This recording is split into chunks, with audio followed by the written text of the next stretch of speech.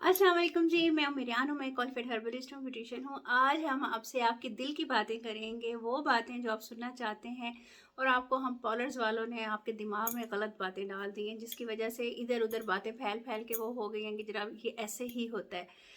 क्या होता है? आज हम 5 ऐसी चीज़ें डिस्कस करेंगे जो कि हम आप लोगों के दिमाग में गलत डालते हैं, जो कि नहीं होती। जैसे कि हम फेशियल का करते हैं जी। आप लोग जब फेशियल करवाने आते हो हमारे से और हम लोग आप लोगों का फेशियल करते हैं, बहुत सारे कॉलर्स में ऐसे होता है, वो कहते हैं जी देखें हाँ फेशियल हो गया है, स्किन कितनी नीट हो गई है, एक दिन के बाद देखिएगा कितना रिजल्ट आएगा ना, आप खुद हैरान हो जाएंगे। और जब भी कोई क्लाइंट आता है, कुछ आता है, वो उसके दिमाग में पहले से ये मिथ इन्फ्यूज़ होती है कि जी हाँ जी आज तो रिज़ल्ट आना नहीं है, ये रिज़ल्ट इसका कल आएगा या परसों आएगा। ठीक है, ये बिल्कुल गलत बात है। रिज़ल्ट कल और परसों क्यों आता है? वो इसलिए आता है, आपकी जो स्किन साफ़ होनी होती है, आपकी जो ब्लड सर्कुलेशन होती है, जब आपके हम लोग प्रेशर पॉइंट्स के ज़रिए आप लोगों का फेशियल करते हैं, वो जो आना होता है आ जाता है। अगले दिन ये होता है कि आप लोग जब उठते हो, देखते हो, रात को रिलैक्स करते हो अपनी स्किन को, सुबह उठते हो तो आपको अपनी स्किन फ्रेश लगती है। तो आप लोग कहते हो जी रिज़ल्ट आ गया, एक दिन के बाद आ गया, 2 दिन के बाद। ऐसा नहीं होता है, जो रिज़ल्ट आना होता है उसी वक्त आ जाता है। और रिज़ल्ट इससे नहीं आता फेशियल से, हमेशा रिज़ल्ट आपकी स्किन पॉलिश से आता है। जब आपकी स्किन पॉलिश अच्छी होगी तो आपके फेशियल के रिज़ल्ट ऑटोमेटिकली बहुत अच्छा होगा, क्योंकि आपके अनवांटेड हेयर जो होंगे ना वो ब्लीच हो चुके होते हैं या वो स्किन के साथ मैच कर चुके होते हैं, तो आपको लगता है हमारा रिज़ल्ट आ गया है। हालांकि ये है कि आपके जो पोर्स होते हैं, आपके जो डर्ट होती है आपकी स्किन के ऊपर, वो क्लीन हो जाती है।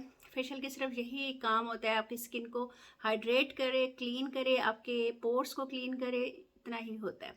अच्छा जी, दूसरी क्या मिथ है, दूसरा क्या आप लोगों के जहन में हम लोग डालते हैं कि जी आपके बहुत ज़्यादा ओपन पोर्स हुए हुए हैं, आपके बहुत ज़्यादा वाइट हेड ब्लैक हेड हुए हुए हैं, इंप्रेशन डालने के लिए चलें आपके हम ना आपको स्टीम देते हैं और उसके बाद आपके हम लोग ये स्टीम से ही आपके निकालते हैं और फिर उसके बाद वो होंगे नहीं। ऐसा नहीं है, आपको पता है ये पोर्स ओपन होना, ये जब डर्ट होती है, आप लोग प्रॉपर क्लींजिंग नहीं करते, साफ़ नहीं करते, तो ओपन पोर्स हो जाते हैं। और कभी भी आप लोगों ने ना स्टीम दे के अपने पोर्स क्लीन नहीं करवाने। जब आप स्टीम देते हो और कोई अच्छा पॉलर नहीं होता तो आपके पोर्स ओपन ही रह जाते हैं और वो हमेशा के लिए आपका पोर ओपन ही रहता है, उसमें डर्ट आ जाती है, कभी पिंपल बन जाता है, कभी ख़राब, दूर से फिर विजिबल नज़र आते हैं वो कि भी आपके स्किन के ऊपर पोर्स है, कहीं से भी निकले हों।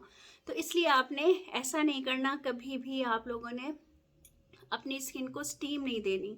ठीक है, अगर आपने स्टीम देनी है तो दरमियान में कोई बैरियर रखें, टिश्यू रखें, कुछ रखें और हल्की सी दें कि ज़रा से सॉफ्ट हो जाए। ऐसा नहीं कि आप वो जो टूल्स होते हैं उसके ज़रिए रगड़ रगड़ के आप लोग अपने वो निकालें और उसके बाद फिर आप लोग ये कंसीडर करें कि जी ये साफ़ हो गए हैं और वो आप लोगों का काम बिल्कुल ख़राब हो जाएगा। ये मैं आप लोगों को बता रही हूँ, सिर्फ इम्प्रेशन की हद तक होता है। ठीक है जी, ये 2 हो गए। तीसरी बात ये कि जी कहते हैं हम लोगों ने बड़े गंदे केमिकल्स लगा लिए हैं और हमारे बाल वाइट हो गए हैं। देखिए वाइट बाल ऐसे नहीं होते, वाइट बाल जेनेटिकली होते हैं, आजकल तो बच्चों बच्चों के हो रहे हैं। एक आप लोगों को पता है ना कि मेलानिन प्रोड्यूस होता है, आप लोगों के अगर बालों का ब्लैक मेलानिन ख़त्म हो गया है तो वहाँ से आप लोगों के बाल वाइट आना शुरू हो जाते हैं। ठीक है, ये भी मिथ है कि आप लोग कहते हो जी हमने बाल तोड़ा तो उसका जो ऑयल था दूसरे बालों पे लगा और उसके बाद बाल वाइट हो गए। ऐसा नहीं होता, वो जहाँ से बाल निकला है उसका मेलानिन ख़त्म है, वहीं से ही दोबारा आपका बाल वाइट निकलेगा। ऐसा नहीं है कि आपका बाल इधर उधर उसको ऑयल लगेगा तो वाइट हो जाएगा। या फिर आप कहते हो जी हाँ, सर आराम से धोइएगा, हमारी आईब्रोज़ पे गिर गया तो हमारी आईब्रोज़ वाइट हो जाएंगी। ऐसा बिल्कुल भी नहीं होता। ये आप लोगों ने नहीं सोचना कि आपका किसी कलर की वजह से या इस वजह से आपके बाल वाइट हो गए हैं। ठीक है, मेलानिन की प्रोडक्शन की वजह से होते हैं, उसके लिए बहुत अच्छे अच्छे ऑयल्स होते हैं, बहुत अच्छी अच्छी चीज़ें होती हैं जिससे आप लोग अपनी इसको ख़त्म कर सकते हो। ठीक है जी, अब आप लोगों को 3 बातें समझ आ गई। अब चौथी बात ये कि आप लोग काफ़ी ज़्यादा कहते हो कि जी हम लोगों ने वैक्स करवाई, हम लोगों ने बाल अपने निकलवाए तो हमारे बालों की ज़्यादा वो हो गई है ग्रोथ।